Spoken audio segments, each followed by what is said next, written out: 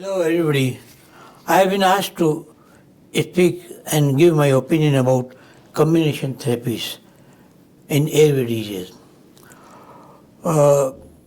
Major part of the airway disease may be asthma or COPD or the airway inflammation and leading to the bronchoconstriction. Our aim of managing these patients is to keep the airways patent and to reduce the inflammation.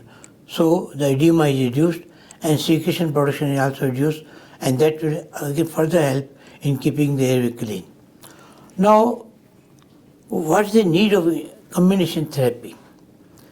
To start with, we had only inhaled salbutamol came in the market, then combinations with the inhaled corticosteroids came, inhaled corticosteroids separately came, then combination came. Now, combination of the inhaled corticosteroids and bronchodilator is a practical combination for treating both the things, reducing the inflammation and keeping the airway patent, open. Now, initially, long-acting ICS and long-acting beta blockers, beta-2 agonists were not available. So there were a combination of short-acting ICS and short-acting beta-2 agonists were there. They were not good because frequent use of the beta-2 agonists were responsible for many unusual, unwanted deaths in those eras. Then came up the long-acting beta-2 agonist and long-acting inhaled corticosteroids. This combination is used in asthma as well as most frequently used in asthma, and it is check the symptoms because it keeps airway patent by bronchodilation and reduces inflammation. Now, in recent past,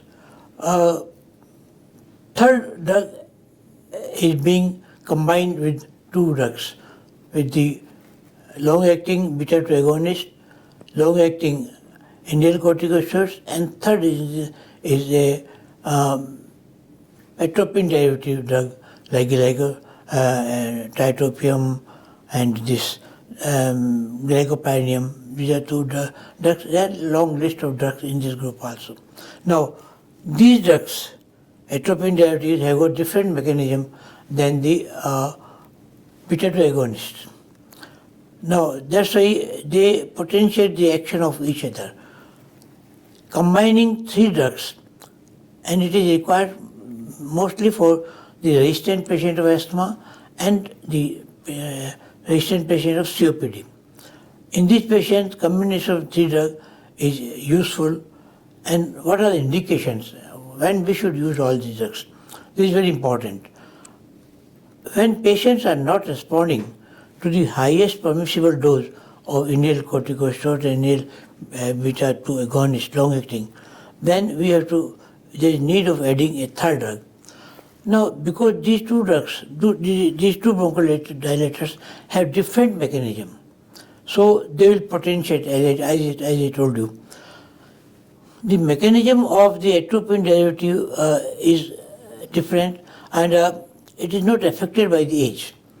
Beta-2 agonists loses their potency as the age advances because beta receptors loses their potency and number as the age advances. So activity of the beta-2 agonist is slightly decreased as the age advances. In these patients, most of the patients are elderly patients. So in these patients, if we add a atropine derivative, then it will give a better bronchodilator.